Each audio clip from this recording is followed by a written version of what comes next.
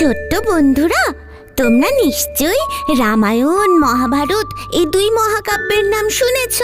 আজ আমরা দেখব সেই রামায়ণের গল্প। আর রামায়ণের গল্প জানতে গেলে তো দস্যু রত্নাকরের গল্প জানতেই হয়। তাহলে চলো আজ তোমাদের বলবো দস্যু রত্নাকরের গল্প।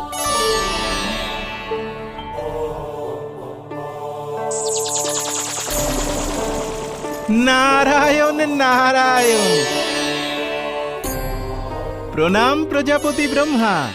আসুন দেবর্ষি, আসুন। মহাদেবের সাথে আমার সাক্ষাৎ হয়েছে। এই মুহূর্তে আমার আপনাকেই প্রয়োজন। দেবাদিদেব মহাদেব কি বললেন প্রজাপতি ব্রহ্মা? রাম নামের প্রচার কি উপায় হবে?